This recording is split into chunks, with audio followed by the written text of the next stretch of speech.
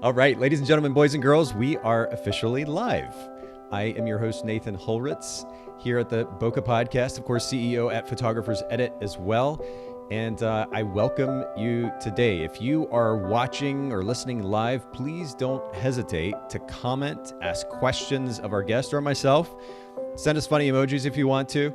On Facebook.com/Bokeh Podcast. We're streaming live there to our Facebook page, and we're also pushing out to YouTube. We'll be sharing that link here pretty soon as we build up a little bit of a following there. But currently, Facebook.com/Bokeh Podcast.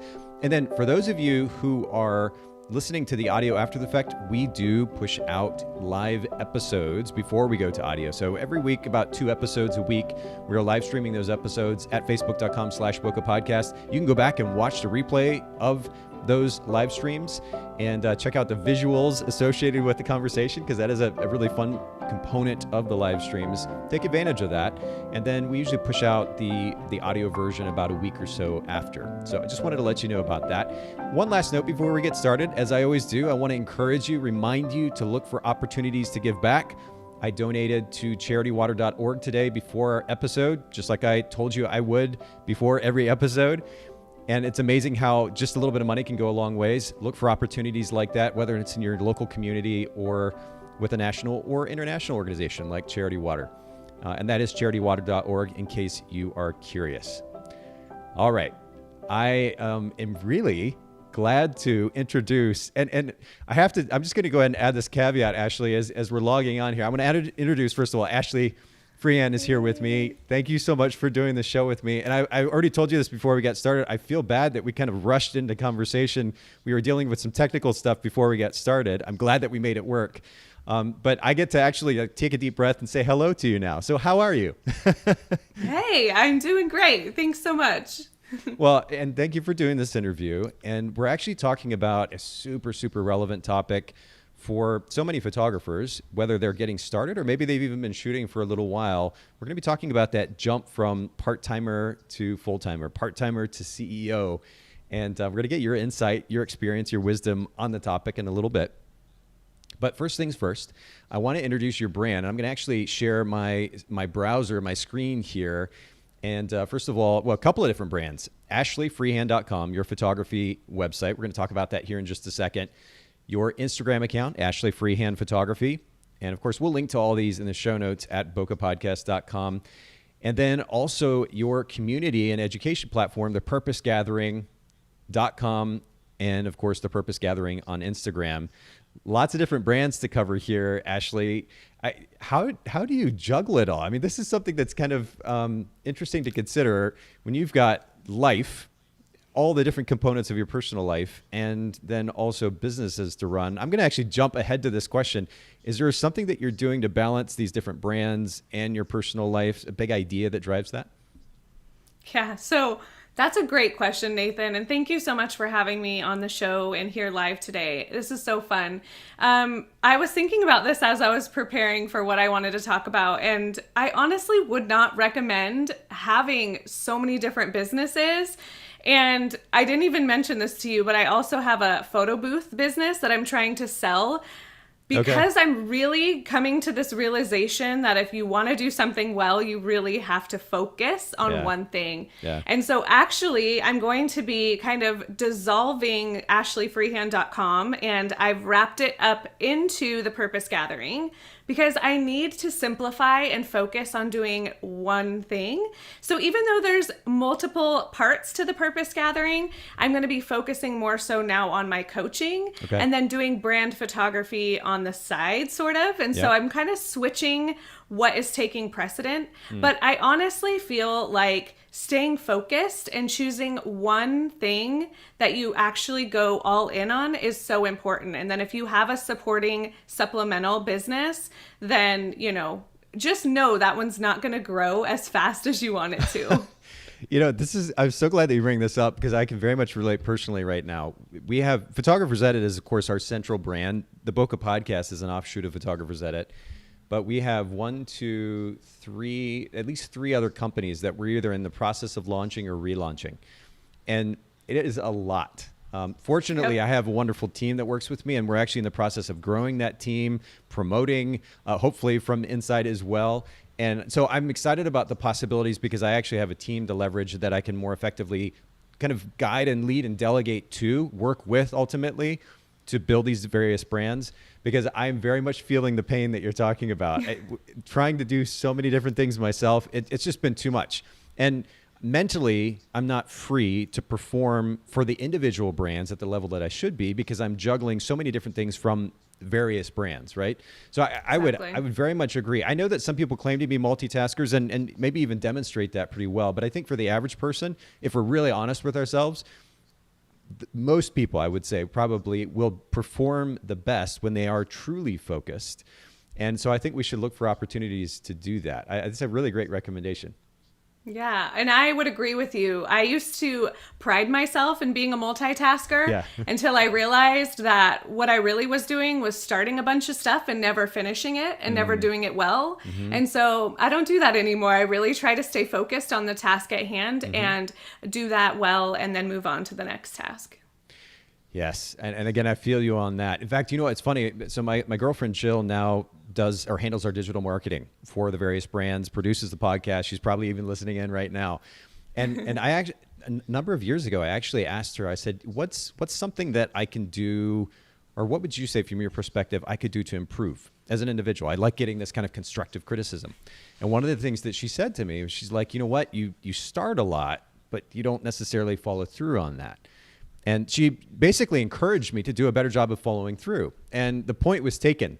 Even this many years later, I'm very cognizant of that idea because I see a lot of opportunities. And so I want to start these things, but I have to also remember I just simply can't do it all. And I don't know where this obsession almost with our culture has with priding ourselves with the notion of multitasking. In fact, I'm curious to get your take on that. Where do you think that comes from?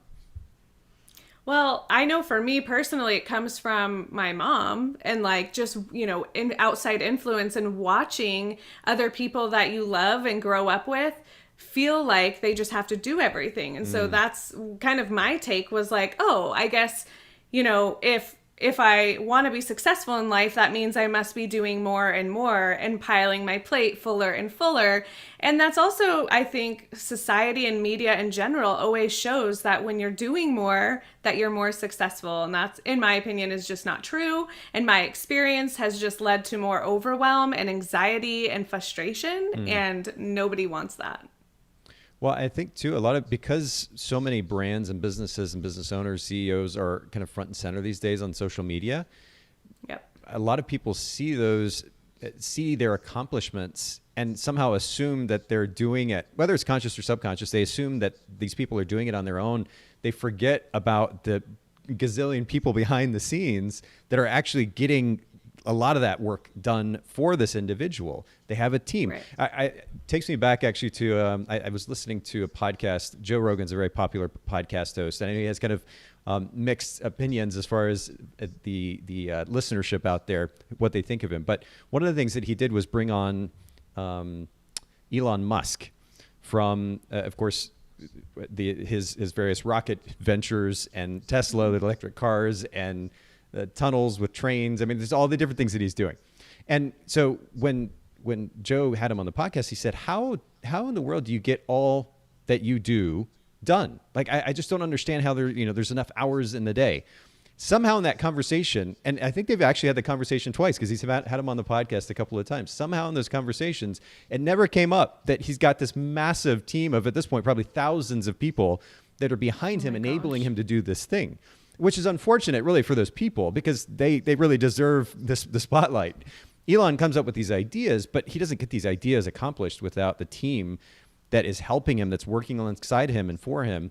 And so I think we just need to maintain a certain amount of perspective as we see these people that we look up to, even people like Gary Vaynerchuk, who is accomplishing so much.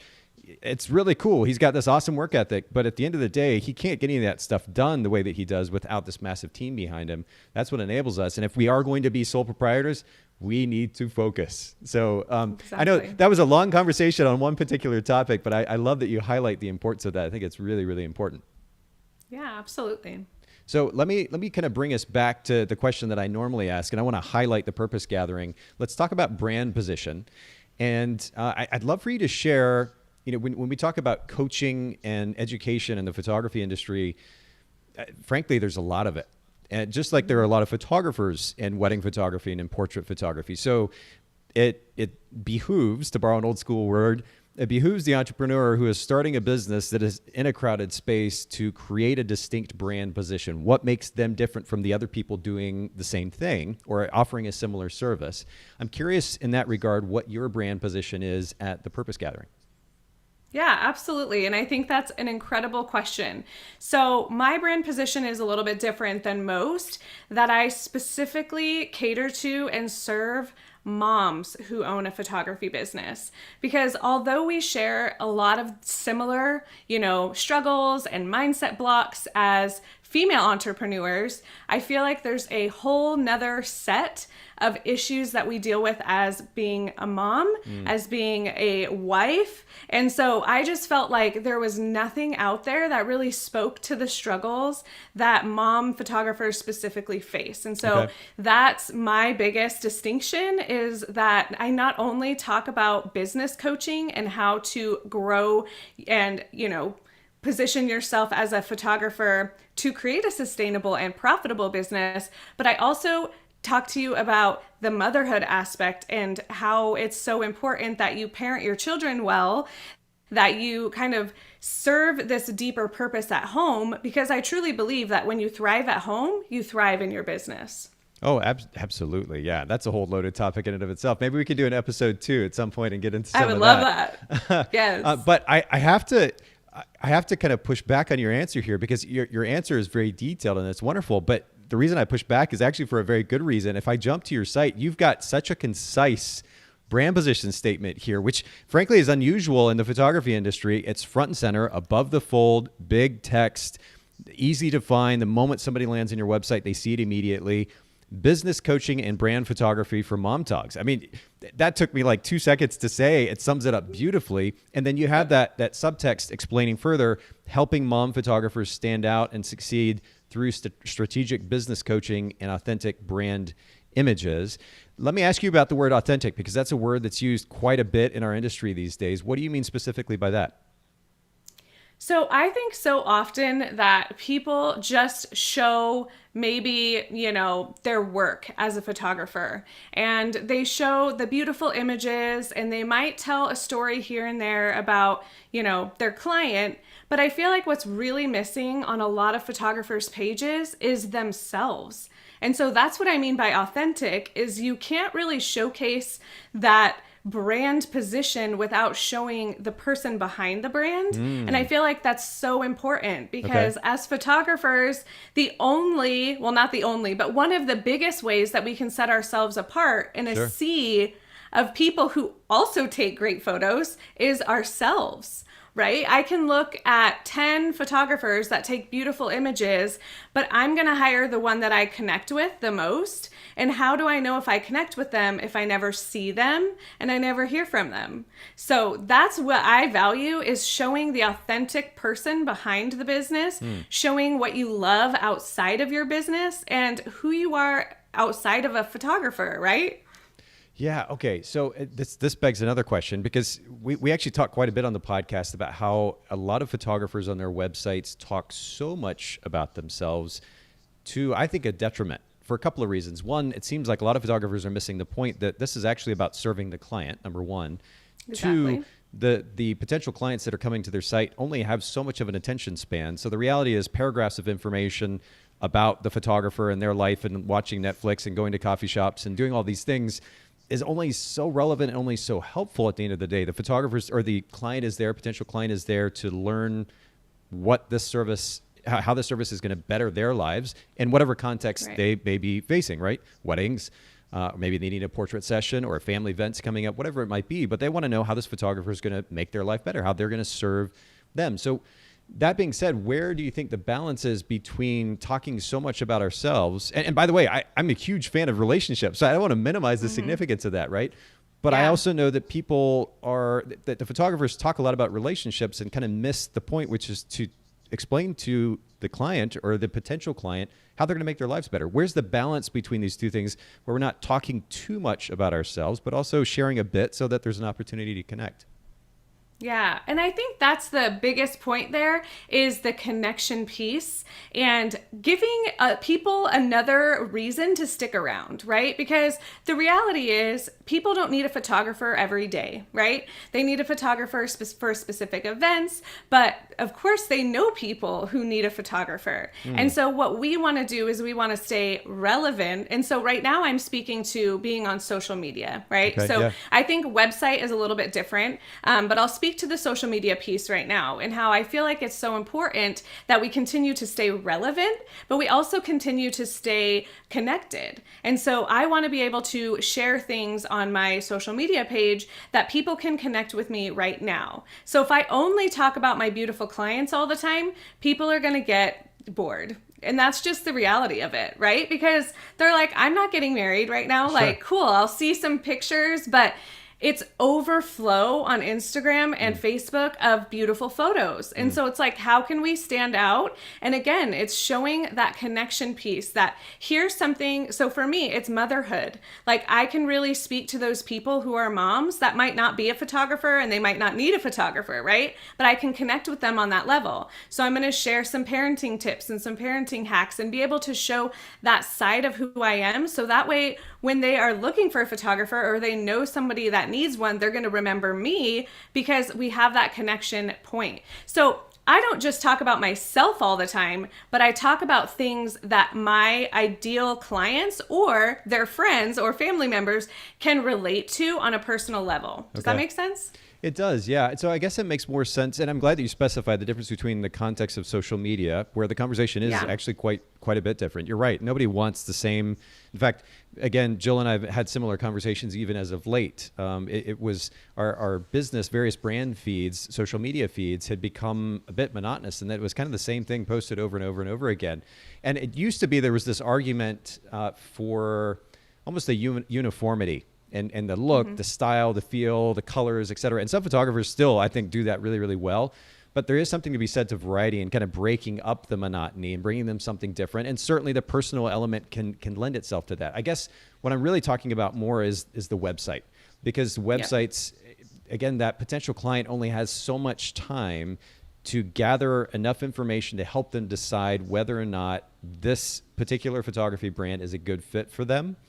And it does start with the service. The connection is super important. And again, I mean, this was a massive part of my business. So I'm not minimizing this. As a photographer, it was super important to develop relationships with our clients. And we had wonderful relationships with our clients to a very, very personal level.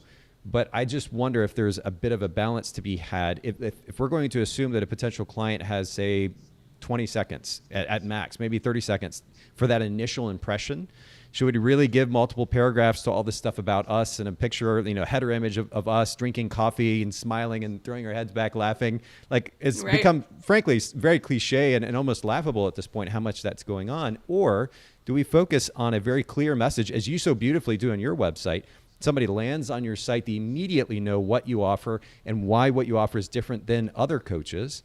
And they can make that split-second decision. Do I stay here because this is relevant to me? Or not? It seems like there needs to be more of an emphasis there. And so that's why I say specifically the website versus social media. What are your thoughts specifically on the website?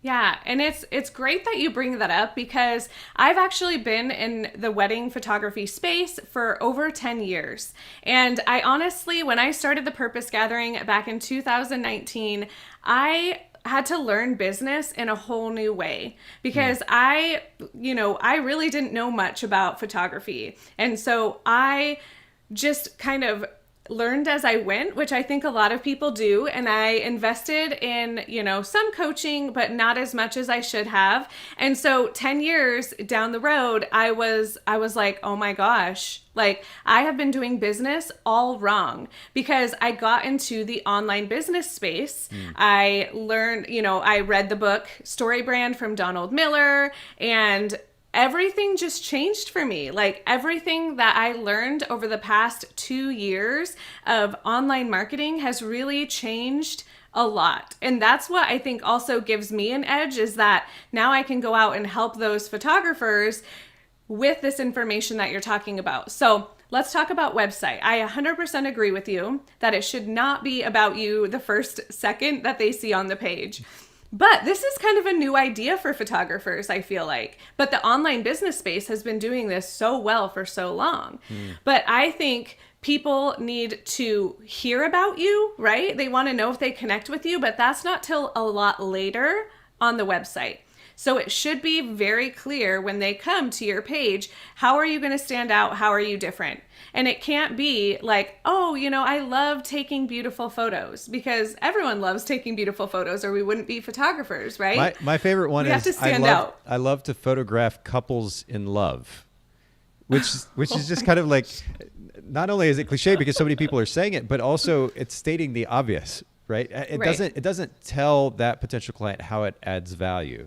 So you're right. Let's set aside the obvious statements and the cute statements that may make a little sense to us as photographers, but don't really actually add that much value to the potential client. And let's tell them what service we offer, to what market, and how it's different than the other photographers in this context in that market. It seems like it's pretty straightforward. And again, I'm not trying to minimize the significance of the photographer in the relationship. They could literally scroll past that fold and here's a quick, beautiful image, environmental headshot or whatever it might be with a quick blurb about you as the photographer. And then if you want to have a whole separate about section, wonderful. But I think just a balance is to be had there. And I know that the takes, the opinions, the preferences are going to be different from person to person, but I had to at least bring it up in the context of our conversation. And I do appreciate your insight there, but I want to keep going too. Of course. We're talking about customer experience as it relates to communicating value, but is there another big idea that drives the customer experience that you've maybe given to your clients as a photographer in the past, maybe are giving now to photographers that you're coaching? Yes. So I think a huge piece in the customer experience that I think a lot of photographers struggle with, if I'm going to be honest, because I've heard from clients that have come to me from other photographers saying, oh my gosh, this was a nightmare experience. And that was client communication. Like people just not getting back to their clients, people not, knowing the next step, and the clients having to ask. And I just feel like it's such a detriment to your client to not be one step ahead, to not be, educating them on the regular of even just a check-in. I've had people say before, I had a wedding photographer, I hired her a year ago and I've never heard from her. And I'm like, are you serious? Like, just because you book a client doesn't mean that you're done now. It's a continual journey with the client. You want to stay in connection with them. Sure. One of my brand positions as a photographer when I was doing weddings is I take the time to truly get to know who you are. I'm going to call out those fake smiles because I will have gotten to know them. And I would meet my clients in advance. We'd do a face-to-face meeting before COVID, but now I think things are getting better, but I wanted to meet them. I wanted to see them. I wanted to hear their voice. I wanted to get to know them. And then the engagement session, it wasn't optional. It was always included, whether they needed it or not, because I wanted to get to know how they photographed in front of the camera before their wedding. And that's something that was just very different that I've heard a lot of photographers don't do. So I want to go back to again, there are multiple directions we could go here, and I know you've got a lot to bring. I want to go back specifically to the point that you made about expectations. Another topic that I've been harping on a little bit on the podcast, largely because I feel like I need to continue to do a better job in my company, but I think it's also important for the sake of photographers listening. Something that I heard, and I wish I could remember the source, but there was this blurb that I heard the other day, which is that the clients get frustrated or upset when they are one of two things. They're lied to or they are confused. Now, hopefully most of us aren't lying to our clients. I'm not really too concerned about that. But the confusion piece is interesting. And if you have even somebody who's not even booked you yet, who comes to their site and can't figure out what it is that you even offer, there's all this information, all this text that just goes on and on and on about all kinds of different things, except really the point, which is to communicate to the client what it is that you offer them. Or maybe they're looking through the pricing information. There's just all kinds of text and they're trying to sort through it and trying to figure out what it means. And of course, the potential list goes on, but confusion up front certainly is going to turn people off. And then if they go ahead and book you, you're lucky enough for them to book you, then try to figure out what to do next, especially with something as intricate and nuanced as wedding photography. If you leave them hanging in some way, it's going to really kill the experience for them. So I like what you point out, which is to be proactive in communication. not reactive, but actually making the attempt to come out ahead of that client's questions, potential questions, and giving them the information that they need so they know what to expect. You're managing their expectations proactively. I think that's so important. And I think what's really interesting too is as photographers, we get questions all the time. And it's so important that you take note of those questions and add those to your website somewhere so that you don't have to continue that back and forth. Yeah. I think a lot of photographers think, oh, well, they have questions. That's just normal. And I'm like, well, actually, we want them to come to us and just say, I'm ready to book. We don't want them to have questions. We want them to say, or maybe they're ready to book a call and they're like, hey, I just want more info. I want to chat through my session or my wedding. But they should come to us ready for the next step. They shouldn't come to us saying, I need clarification. Do you even offer senior sessions? What is your session starting price? Like all of that, I feel like should be on our website. And as we get those questions, that's perfect feedback for us to update that information. That's so good. We do this proactively with Photographers Edit. So we do a weekly team meeting. Usually once a week on Thursdays where, because we're working remotely. So we collectively jump on Zoom and chat. And one of the things that we talk about is opportunities for improvement on the website experience. So somebody comes to our website, if they ask a question as a potential client, and we get a number of those same questions, then naturally there is something that is causing a little bit of confusion or leaving them hanging as far as necessary information is concerned. And so we need to make a change to the website, to the user experience, the flow, the information there, or some combination of the above. And the same thing goes with existing clients as well. If we get repeat questions about a particular thing, it highlights an issue that needs to be addressed in the user experience, and that's important to do that. I don't hear photographers actively talking about this as a practice where they're regularly reviewing and looking for opportunities to improve the experience through the management of expectations. And I love that you highlight this. Can you give one or two examples of how you did this in your photography business? Yes. So I got a lot of questions always about, well, do we get a discount if we choose not to have the engagement session? And so that's when I was like, okay, I need to really emphasize why the engagement session is important.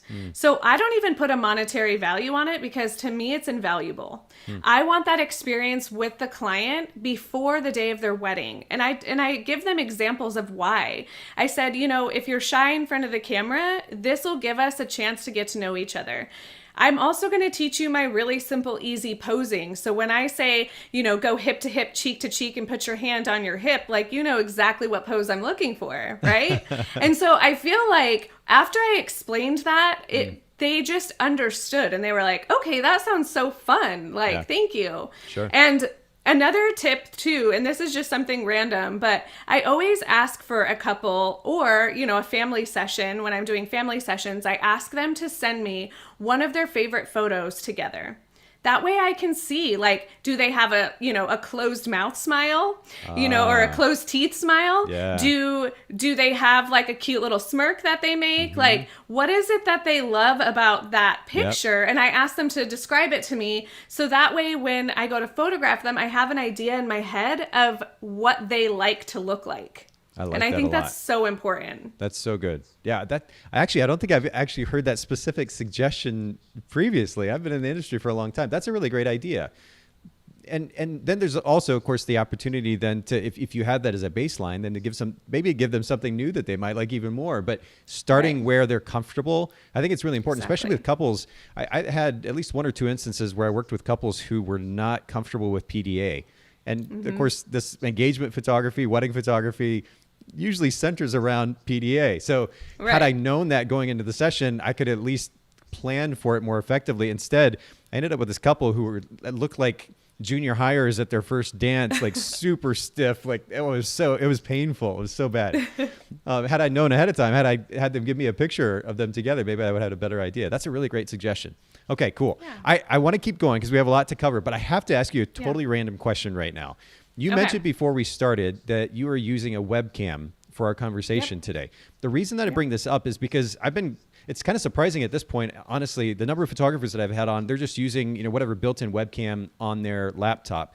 in this day and age, when more than ever, certainly in the last year, we are on Zoom calls or Skype calls or otherwise FaceTime calls, having a decent camera that actually renders us halfway decently rather than this like super pixelated, fuzzy looking thing that I see a decent amount. I think it's really important. Obviously, good light always makes a massive difference. But do you mind sharing the model of webcam that you're using if you happen to know it? Yeah, I'm looking at it right now. It's a Logitech. Yeah. I don't know what the actual, like, it was on Amazon, probably like the first one. Okay. It's a 1080p HD webcam, and I use it constantly because I'm like, I'm a photographer, right? I always blame it on that. I'm like, I'm a photographer and I have to have good image quality regardless. Yeah. I don't care where I am. I will change up everything to have good lighting, right? Like, Yes. I mean, I just have to. No, it's so important. But I'm just, you're right. We're photographers. The visual presentation is part of what we should be focused on. And yet I think a lot of photographers don't think about it when it comes to the actual meeting piece of it. So that's good. Maybe we can get the exact model from you after the fact and we'll put it in the show notes. At bokehpodcast.com, just as a little bonus tip for everybody listening in or watching. I think that's really great because the picture is really great and even has a slight bit of bokeh behind you too, which is really impressive for a little webcam. It is. I know. I love it so much. All right. I want to keep going. Talk to me about, I want to come back to time management. We talked about time management a little bit earlier, but of course, one of the most important components of time management is delegation. Mm-hmm. This is especially true if you're trying to do a variety of things, but is this a concept that you've experimented with in your business? Have you found some success with it? I'd love to hear your perspective on it. Oh, 100%. So one of the foundations of what I teach is about time management because I struggled so much as a new mom and then even as a mom of kids now that are 7 and 10. Like I just would blame the fact that my business wasn't growing as fast because I didn't have time, because my kids sucked all of my energy and, time was just this elusive thing that I could never find. And it wasn't until I realized that obviously, we all have the same amount of time. I just wasn't making time and I wasn't managing my time wisely. So I teach this to a lot of my coaching clients is this fact that you have to tell your time where you want it to go, just like a budget. You have to tell each dollar where you want it to go, or all of a sudden at the end of the week, you're like, where did all that time actually go? Right. So I teach time blocking as a method that I think is so hard for some people to grasp, but it's so simple. And it's basically this idea of just finding, or not even finding, but creating the time space, like saying, when am I going to work? Mm-hmm. When am I going to do personal tasks? Mm-hmm. Kind of creating and establishing those time blocks, creating a master list of what you need to accomplish, prioritizing that list, and then putting that list into those time blocks based on what needs to get done first. And I did a whole masterclass on this. If you want to share it with your listeners and viewers, I would love it. Okay. It's a super simple method, but I think it's so helpful because now you know what time you have and what you're going to do during that time. And I've noticed when I don't do that and I don't set aside my Sunday planning day, which is the day that I plan the week ahead, and I don't plug in those time blocks and I don't actually assign the tasks, then I do waste a lot of time. And I do find myself wondering, how did I get nothing done? But yet I felt so busy. Well, the reality is we have so much to juggle. So it's easy to be busy. It's also easy to be distracted on top of that, right? So it's no surprise that, and certainly I'm guilty of this too, that we get distracted or we're not focused. And so we don't get nearly as much done as we could. The intentionality behind planning I'm continuing to realize myself as one who in many cases kind of likes to go with the flow. Is super important. I mean, I'm actually already a pretty structured guy, but I'm realizing even more the significance of adding just a little bit more to that. And I think a lot of the pushback in this topic from photographers who, in many cases, kind of artist types, they want to kind of free form, live their life and run their business without extreme amounts of structure or pressure. The misnomer, the misunderstanding about this idea of intentionally time blocking or intentionally planning and managing your time is that, I'm going to be micromanaged. I started a business so that I could have freedom and I can do my own thing. And that's very true. But I think what's missed is that if you are intentional with your time, it actually gives you even more freedom, because not only will you be able to create the space for yourself for that flexibility to do whatever it is that you want to do, but then in that space, you also will have mental freedom because you know you got the stuff done while you were intentionally working as well. So it's best of both worlds. I 100% agree. I couldn't have said it better, Nate. Well, we'll make sure to link to that course. Is that on the Purpose Gathering site as well, or is it a separate site? Yes. Okay. It is. Yep. Mm-hmm. Cool. We'll find that on there and link to that in the show notes as well. Last question before we get to the main topic at hand. Talk to me about, you actually mentioned building a story brand earlier, and we're a huge fan of that book here on this podcast. But tell me another business book or self-help book that has made a big impact in your life in the last few years. So I am the biggest nonfiction junkie. Like, I can't remember the last time I read a fiction book. It's been years, like probably 10 years, but I love self-development books, and maybe it's the teacher in me and just the learner in me. And I was going to mention this. I'll mention it just because for those listening who maybe haven't read it, I know you've all heard of it, Atomic Habits. That was an incredible book. It changed everything for me personally and professionally. But I want to share a book that you maybe haven't heard of, because I know that a lot of people have heard it and probably already read it. But there's this book out there called Hands-Free Life by Macy Stafford. And that book has really changed everything for me. She also has a book called Hands-Free Mama. And she's part of this movement and revolution of loving now and living in the present, and really focusing on who's around you and relationships versus anything else, right? She's very relationally based, spending time with your kids, your family, the people that you love most, because we never know when those moments will be cut short. And so I just wanted to throw that out there because I doubt many of you have heard of that. Well, it's good. I actually have it pulled up on screen. For anybody who's watching, of course, you can see this. For those of you listening to the audio, we'll certainly make sure to link to the book in the show notes at bokehpodcast.com. But the title is Hands-Free Life, 9 Habits for Overcoming Distraction, Living Better and Loving More by Macy Stafford. That sounds really good, too. I don't know, is that geared specifically toward women or just kind of general principles? I feel like it is a little bit more geared towards women, but I feel like anybody could benefit from it, from the principles. And, it's definitely a female perspective, but I think all the principles apply for everyone. It sounds like it'd be really good. Okay, cool. Well, we'll link to that in the show notes. By the way, for everybody listening in, bokehpodcast.com for the show notes from the most recent episodes. You can just click on the individual episode and see those.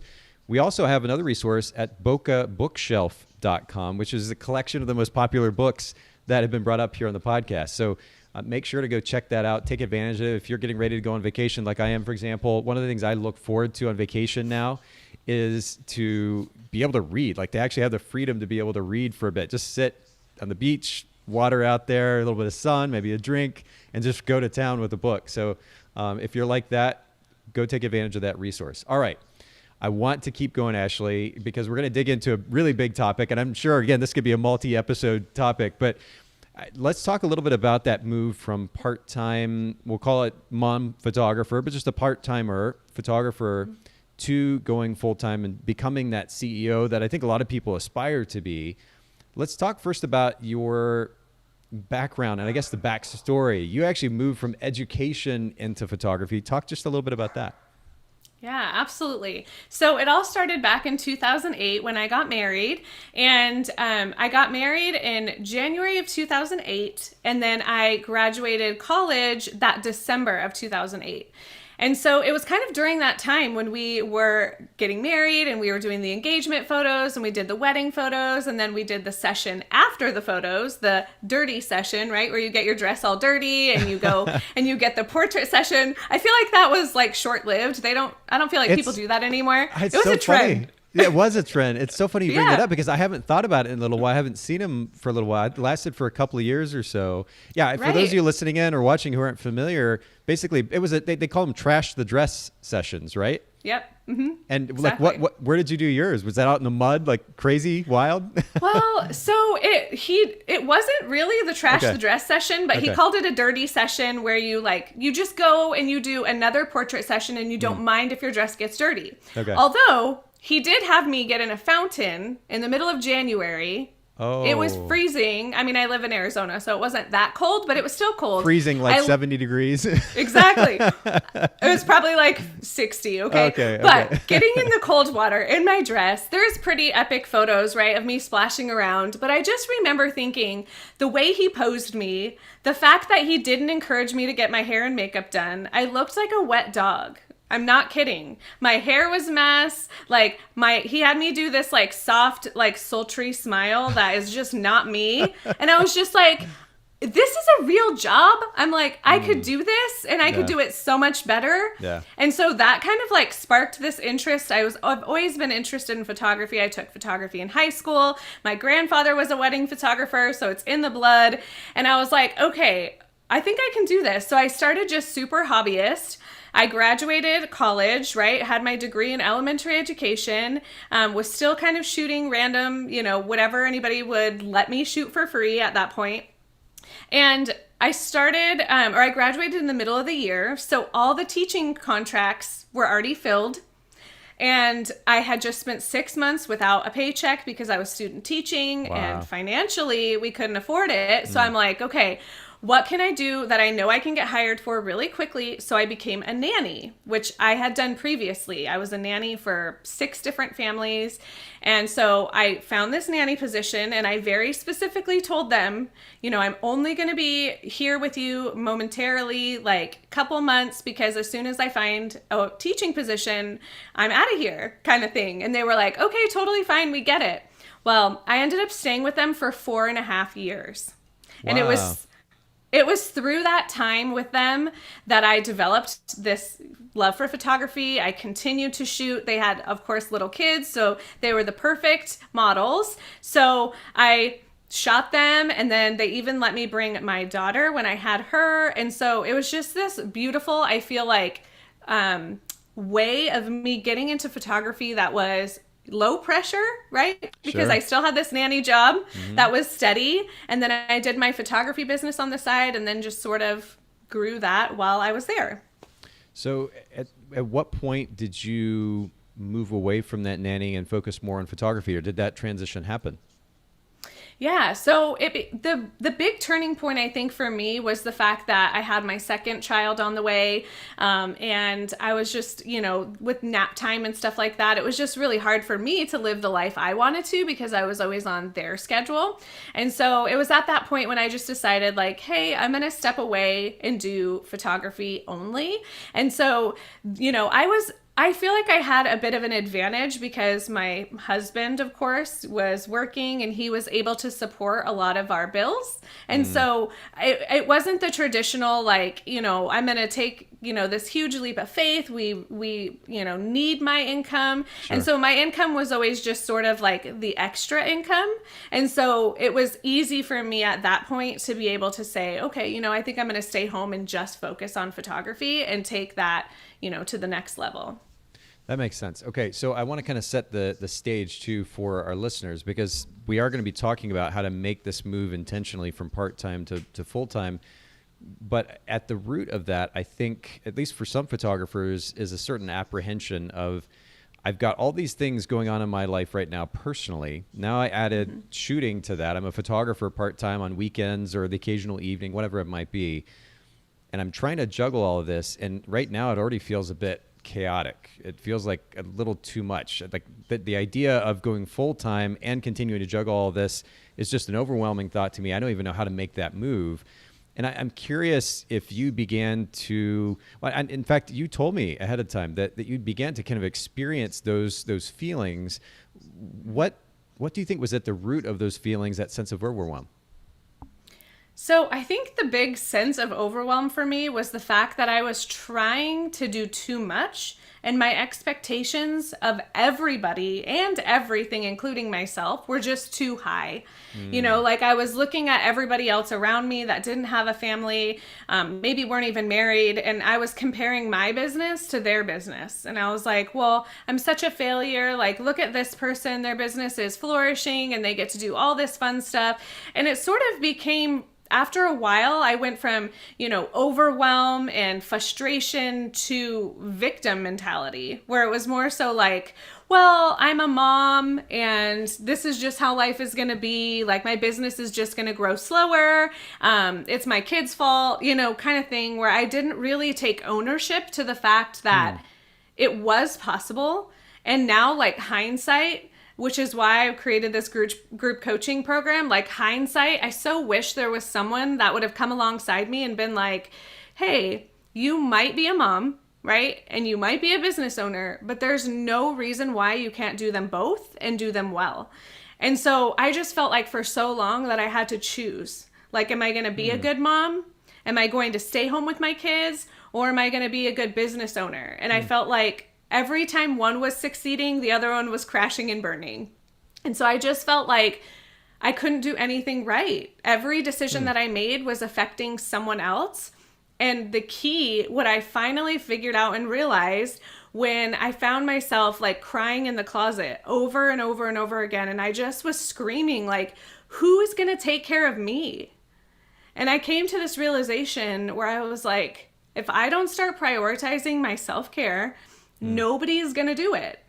And that was the turning point for me. That was the biggest change from that victim, overwhelm, anxious, feeling is saying, okay, someone needs to take care of me, and it has to be me because nobody else can take care of me the way I need to be taken care of. I have to advocate for that, and I have to be the one who decides what do I need and how do I get it, because I couldn't serve my clients. I couldn't serve my children. I couldn't serve my husband because I was so tired and broken and exhausted, and I had nothing to give. Wow. Okay, I want to take a step back just a little bit to understand a little bit more too. And actually, I'm curious to get your take when you talk about the sense of overwhelm and being in this place where you kind of feel, I mean, you're overwhelmed, but you also kind of feel stuck. And to your credit, you moved beyond that. But I think a lot of people assume that the life that they are currently in is the life that they just kind of have to live.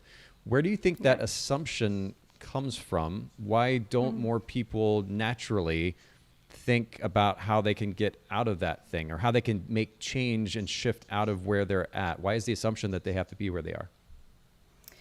I think that's such a great question. And I've struggled with that before too. And I think a lot of it just comes down to nobody has given us permission that we don't have to stay there. Right? Or even if we've had that permission before, it's easier to stay stuck than it is to deal with a lot of the ugly stuff that you need to deal with. Comes with change. Yeah. Exactly. Yeah, that uncomfort of change. I think that's something that a lot of people aren't willing to either take the step toward. Yeah. Maybe they're not used to it. I have a personal problem, really. I'll be super transparent here on the Bokeh Podcast, which is I've faced a lot of chaotic situations in my life to the extent that now they feel normal and I'm almost drawn to them. So I kind of search out chaotic situations. That's not the norm though. That I don't think anyway. It's not natural.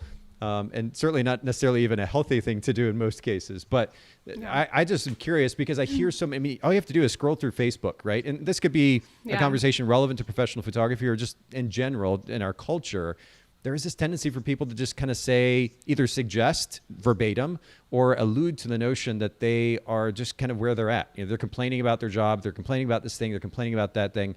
The reality is they have the ability to make a choice to make change. We're lucky enough to live in an economy and in a culture where there is freedom to do that and lots of opportunity to do that. And yet people just kind of stay stuck. And you're right. There are multiple potential reasons there. I was curious to get your take on that. You were able, I guess, to see that, actually maybe reframe it. Tony Robbins talks about the significance of how pain drives change. Pleasure can encourage movement in a particular direction, but even more so, pain will drive movement. It'll drive change. And in this case, you experience enough pain in your particular situation that it drove change. You realized that you had to make a shift in that way. And so I'm curious on a very practical level, because our listeners are hearing this story and it's quite compelling. What were kind of the big steps, or more specifically, what are a few steps that you would recommend to our listeners who are maybe feeling similar to what you were feeling and they're like, I'm ready to make change. I'm ready to get out of this chaos. I'm ready to make that step forward and even try to go full time. I don't quite know what to do next. Help us out a little bit if you don't mind, Ashley. Yeah, absolutely. Well, let me back up just a sec, because at this breaking point where I was feeling so lost and broken, that's actually the moment when the purpose gathering was born. Was just like out of that frustration of the fact that I had so many friends that were business owners. I had so many friends that were moms, but nobody did both. Like, I didn't know one person who was a mom and running a business. And at that point, a couple years ago, it wasn't so available right now. Now I feel like the mompreneur movement, the mom business owner movement, like I feel like it gained traction. But back when I started this, there was nothing. I couldn't find anything. Nobody understood. And so I was like, I really felt God tugging on my heart. And he was saying, like, if you can't find what you're looking for, then create it. And I was like, okay, what does that even mean? So fast forward to, what we're talking about right here is the first thing that I did was prioritize my self-care. And it was really hard because I had never done that before. I didn't know what that looked like. It had been so many years since pre-kids that I couldn't even remember what I liked to do. I couldn't remember what quiet time felt like. And I started waking up before my kids. And it was one of the things that I feel like I always refused to do, because I put this label on myself that said, I am not a morning person. And I can't tell you how many people I hear that say that to me. And I'm like, well, then if you want that quiet time to yourself, like, you have to become that person that you say you could never be. Because on the other side of, affliction and change is that freedom that a lot of people never feel like they can find because they're not willing to go through the hard times. So I started waking up early, and even still to this day, I wake up at 5:15 every morning. I set very clear boundaries with my children that say, if you're awake before 7 o'clock, that's fine, but you cannot expect anything from me until 7 o'clock. And that might feel harsh, but I decided this is the time for me. This is when I get my quiet time done, my journaling, I can read my Bible, I can work out, I can surf the internet, like whatever I choose to do during that time, it's totally up to me, but nobody else is dictating it. And my kids know, like, it's a hard boundary. So everyone listening needs to establish that personal time to themselves, whether it's, in the morning, in the evening, whatever. Everybody needs a pocket of time that's theirs that they get to spend however they want. So that would be the first thing. And then I think I wrote down some notes, if I can find them. Yeah, let's see. Prepared. I like it. I know. I'm trying to remember what question we're on, though, because we've kind of jumped around a little bit. Oh, here it is. I want to talk specifically about you've already given a really great one here. I mean, the importance of establishing boundaries. And of course, that's going to look different for different photographers, different business owners, but specific steps, practical steps that photographers feeling this sense of chaos that we're talking about need to take to begin the journey back to a sense of calm and proactivity. That, of course, will then free them to go ahead and make that move toward full-time, to being the CEO that they really want to be. Right. Absolutely. So after they prioritize that self-care, I feel like it's so important to ditch the victim mentality. That mentality of being like, poor me, like, this is just where I am. This is just a hard season, which of course, recognize the season you're in, but don't let it hold you back, and don't stay in that season. And, also using failure as fuel, and knowing that just because you failed at something or you feel like you failed at something doesn't mean it's the end. I have found my biggest pivots after failure, and I have changed and grown, and there's always something bigger and better at the other side. You just have to go through that. And so embracing those sucky moments, I think, is so important, and reflecting and learning from them and being able to move forward. I also think it's so important that we stop comparing ourselves to everyone else. And that was a huge, turning point for me, was really focusing on, okay, who was I yesterday? Who was I 6 months ago? And celebrating those wins and celebrating that growth, and not focusing so much on the negative and the hard things and I didn't hit my income goal this month, or, that that client chose a different photographer. You know, getting stuck in those negative moments, it's really important to feel those feelings, but not staying stuck and just saying, okay, well, what can I do better? What can I do to improve who I once was? And I think that's so important if we want to be able to go from side hustle to stepping into a full-time CEO role. I think a lot of that is just mindset, quite honestly. Yep. You know, Yep. like if I'm being honest, and I think a lot of photographers feel this way too, is like, if we don't hit a certain income goal, we feel less than, or if we're not making six figures, then we must not be a good photographer. And that's something I've really struggled with, is that I've had to understand that I can be successful regardless of how much money I make. It's what does success look like to me, right? And I think that's what's important for all of the viewers and listeners, is you have to define success for yourself, and don't let anyone else define it for you, or you're going to be constantly chasing the next best thing. You're going to constantly feel less than every single day of your life, because you'll never be content where you are if you're not content, or you'll never be content where you're going if you're not content with who you are and where you are right now. Okay, this is good. I'm with my pen, old school, and a notebook, taking notes as you're talking here. We talked about, I think, 3 ahead of time, but I actually have 5 written down here. So I'm just going to jet back through these here really quick. You talked first of all about the importance of establishing boundaries. Number 2, and of course, again, that can look different for different people. In your case, 5:15. By the way, kudos to you. Do you go to bed at like 9 o'clock? How do you get enough rest? Between 9 and 10, yeah. Okay, that's impressive. Very disciplined. So number 1, establish boundaries. Number 2, ditch that victim mentality. And man, I'd love to do a million podcast episodes on this. Again, partially because I've been guilty of it, but I also see how and so I can relate. But I've also experienced what it's like to step out of that mindset. And then I look around in our culture and I see, again, that obsession, whether it's conscious or subconscious, with this victim mentality and blaming everything and everyone else, rather than just taking ownership for and responsibility for one's life and making choices that enable you to move forward, even if a small step at a time. It's so, I mean, it's such a cliche word, but I'm going to use it. It's empowering, right? When you actually take that responsibility and realize you have the freedom to make those choices, it's incredible. Anyway, I won't park there too long. Number 3, leveraging difficult circumstances for the sake of growth. That's how I summed it up, what you were describing. Is that accurate enough? Yeah. Okay, perfect. Because there is opportunity, again, as cliche as it might sound, there is opportunity in difficult circumstances to do some self-reflection and to see where we can improve or where we can grow personally, where we can learn from that and continue then to move forward with those lessons learned. I think that's super important. Number 4, stop comparing. Pretty self-explanatory. And the reason that we can and should stop comparing is number 5, we have to establish our own success metrics. And I think that's really important. I mean, you mentioned not getting obsessed with a particular amount of income. There's nothing wrong with that. In fact, I would even encourage it for most photography business owners, because it's going to be an important component of the business model that we're creating and then what we're doing day to day.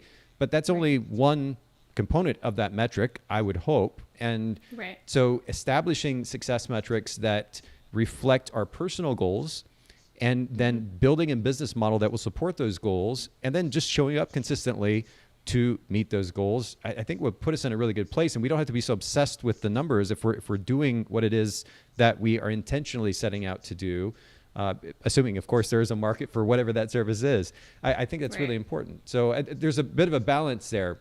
Again, I don't think there's anything wrong with the income piece of it, but that is only one component of it. And we have to, as you said, we have to stop comparing it to other people, because their goals aren't your goals. Exactly. Yeah. Wow. And I think a lot of people too get frustrated and get like stuck in hitting, like you said, someone else's goal, right? And like striving for that and then feeling really frustrated when you can't get there. And so I think that's like something that I've struggled with especially a lot, is just other people's goals and them not being mine, and I don't have ownership and feel like that's mine, you know? So I think that's really important. It is important. Yeah. It's even just in a very simple level. I'm thinking about when we talk about income, for example, I'm lucky to make the income that I do, but I think about how really satisfied I am with the income that I make. The notion of comparing myself to somebody who is a multimillionaire, for example, it is kind of weird, because I can't imagine wanting more happiness than I feel in my current circumstance. But I can feel Right. that happiness because I'm comfortable with what it is that I've established as my goals for life and where I want to be. And I'm spending time growing as an individual, so that the necessity to compare to somebody else and feel like I'm missing out because I'm not living their life, it really isn't there. Again, I think there's a balance between setting goals and working towards something that gives us some fuel, motivation, and getting bigger in some way, whether it's personally, professionally, the monthly revenue or annual revenue that we're driving through our business. There's so many different metrics. I think there's something to be said for setting some of those goals and some exciting ones at that. But the obsession with that is going to be debilitating. We need to be here and present with our own set of goals and focus on that. And we're going to be so much happier for it. This is good, practical advice. I asked for practical advice. You totally gave it, Ashley. This is really good stuff. I'm glad. And it's really good reminders for all of our listeners, for myself as well. I want to just bring it back just briefly to the Purpose Gathering. And I'm going to pull up your website here one more time. If I can push the right button, right? There's so many buttons to push here. Here we go. Thepurposegathering.com. For everybody listening in, of course, we'll link to this in the show notes at bokehpodcast.com. But just briefly let our listeners know how they can learn a little bit more about the brand and maybe some of the education offerings that you're offering, or maybe even, are you doing any meetings coming up in person? I don't have any plans for meetings in person, but I would really like to start them again. Okay. The Purpose Gathering actually started as an in-person meetup community, and that was always the goal, to have in-person meetings. But then when COVID happened, that kind of put a damper on the plans. And so I kind of shifted into the more online business coaching space, but I do foresee in the future doing in-person meetups again. Okay, cool. And then you also have a podcast, right? I do. Yes. It's actually relaunching tomorrow. Oh, no way. So okay. I'm super excited. Yeah. The Purpose Gathering podcast, correct? We have it right here on Yep. screen. Okay, cool. So formerly it was just for all mom business owners. And so I didn't really have a specific niche, and it was just, empowering and supporting and educating moms on all types of various topics, including, self-care, motherhood, parenting, business ownership, all those things. And now, starting tomorrow, the Purpose Gathering podcast will be specifically for mom photographers. So although other people can glean information, that's really my niche and who I can serve specifically. Since I have been a photographer for over 12 years and I have been a mom for 10 years, I have a good foundation of how to do both and how to find that balance, or that word's very elusive, but you know what I mean? How to feel like you have a little bit of balance and that you can kind of manage life and not feel so stressed and overwhelmed all the time. So over at the Purpose Gathering, we have the podcast. I have a group coaching program that step-by-step walks mamas through how to go from a side hustle to stepping into that CEO role in their business and not treating it like a hobby, and really creating sustainable and profitable income from your business. Okay. I also offer one-on-one coaching, and then of course brand photography for anyone that's local to Arizona or who wants me to travel. I do love to travel too. Wow. All the offerings. And we are going to link to them in the show notes at bokehpodcast.com. Thepurposegathering.com, again, is the website, and the Purpose Gathering on Instagram as well. And a couple of things. First of all, Ashley, I really appreciate you making time to share with all of us today, truly. And again, I'm a huge fan of practical, actionable advice, especially principles, deep-rooted principles that we can build our life and our business around, and you've brought that today. I also love that you have found a niche that you're focusing on serving. I think that's super important and a really great example that our listeners can take away from this conversation as well. So thank you on multiple levels. Thank you for sharing with us today. I really, really appreciate it. Absolutely. Thank you so much for having me. This has been so fun, Nathan.